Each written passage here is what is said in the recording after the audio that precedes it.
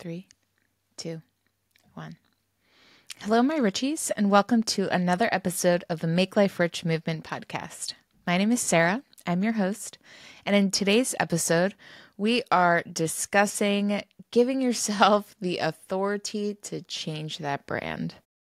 This is my third brand change if you've been around since the beginning, and I can say now that I truly believe in my heart of hearts that I have arrived in what feels like the exact place for the Make Life Rich Movement podcast branding to be.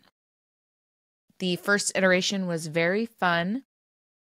It was a little too Lisa Frank meets professional, a little too pink, a little too orange, a little too just loud. It was, first of all, totally just me leaning into 100% being like, no, I'm doing a podcast and I'm giving it 100% of my all. And this is going to be everything I ever wanted. So I'm going to give myself that fun, silly, but precocious branding that is going to be the branding of my dreams.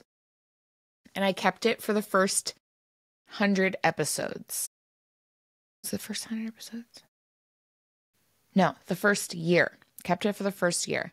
And then for the first year, I debuted my second logo. But I want to say the first logo had some problems because it was too bright and unless it was in white or black, and it didn't really translate the same way without the layering of the colors and the effects. It was difficult to ask people to splatter this hot pink, fuchsia pink, bright-ass tropical orange color onto their feed, especially if they had an aesthetically minded feed, which most of my guests have.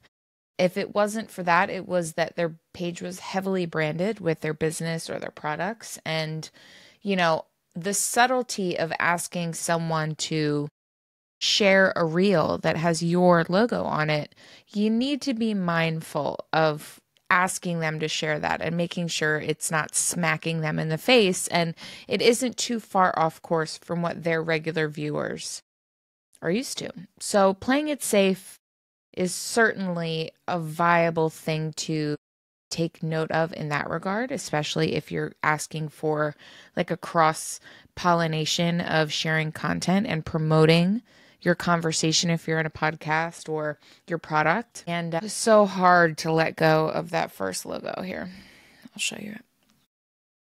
I love this logo so much. I'm always going to keep it around, definitely on t-shirts, and it'll just be called the OG because I love it so much.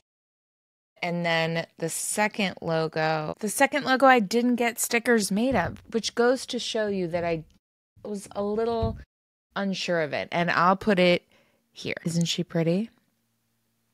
Isn't she a public relations agency logo and not at all a podcast logo? So I loved this one. I really did. And at the time I was trying to assert my business experience. I have 15 years of, being a publicist and business strategist and growing through the entire digital landscape as it has been known and seen in every form.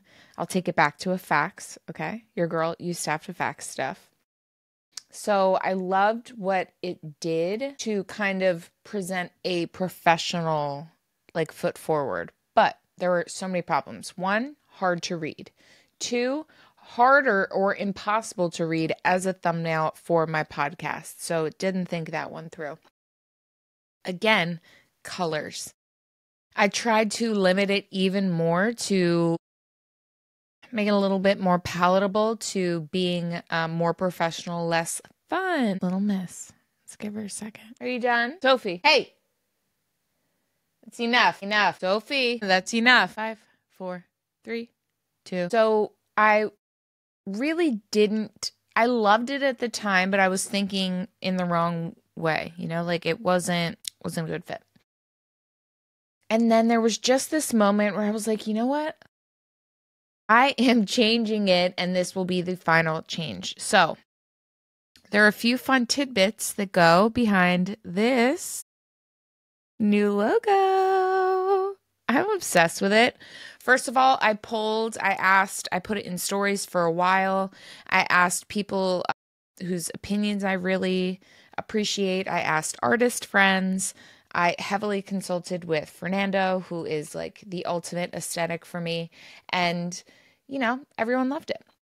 This was out of 4 finals. It was easy to read. It was commanding. A lot of people said it gave talk show host vibes, which has, as an 80s baby, 100% up my alley. I very much look forward to transitioning to a talk show at some point in the future. But I just really loved this one. I loved that I could incorporate colors of gold. I live on the bay. I see the sunrise and the sunset every day. And the colors of gold and the different shades that cascade in my life every day really touch me and are a huge part of my spiritual journey and just feeling okay every day. So I had to incorporate the gold, which is my primary logo color. Another logo color that has been incorporated is this really beautiful blue that is the sky and the bay. So kind of complementing as above, so below for me, for my ethos and for my mission for the podcast. And living on the bay, one of the first birds that I learned about moving here was an egret. So I have the egret as the new unofficial little logo. It is absolutely going to be one of those little notes and marks that I love within the logo that you'll see here and there and everywhere. And then there's a really special meaning behind the egret as well. And all of it plays into what I want this podcast to represent for you and for the listeners that come to know the show over the years. And there's so much freedom in giving yourself the grace, which an egret stands for, and the ability to start fresh, which is something else that the egret is known for. And allowing yourself to really turn into your passion and start living life on your terms. Start chasing those things that make you feel alive and move further away from those things that have been repelling you and anchoring you all along in a place that, quite honestly, is keeping you from elevating to your highest self. So the egret, obsessed. And then the final touch for the logo is this just beautiful shape that was a part of my very first podcast logo. My very first podcast was called The Immutable Mutineers. I started it before my father passed away. He recorded an episode for it that I just didn't have the heart to post. And one day soon I will post it here. But it was just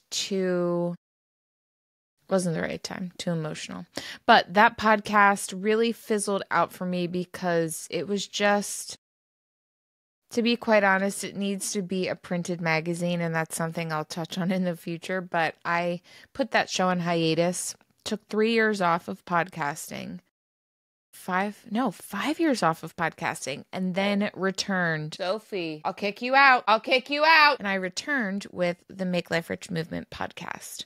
So to incorporate this full circle mission and vision that I have been brave enough and allowed myself to evolve over time, I incorporated I like it to represent eternity and the sun and the moon, like all of the elements that make me feel right inside. I had to put at the very center of my logo.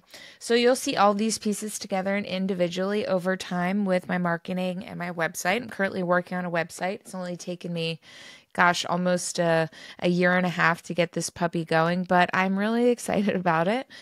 I'm using Show It, and I found this really beautiful template that I'm obsessed with and am going to start filling out, I think, this weekend.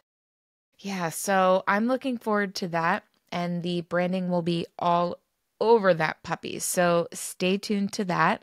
Also, if you are a business owner and you just like hearing the behind the scenes sort of things, I have been like really dragging ass on just taking some new headshots and photos of myself. I look a lot different than I did from the photos that I took 2 years ago. I'm older, gained a little weight, my hair is different. There's just so many things. And I am definitely one of those body types that retains a lot of water, and my face changes frequently and often. And I'm in a season of being puffy right now. So I am going to pull the trigger and I'm going to take some photos. So there will be some behind the scenes for a photo shoot coming up soon.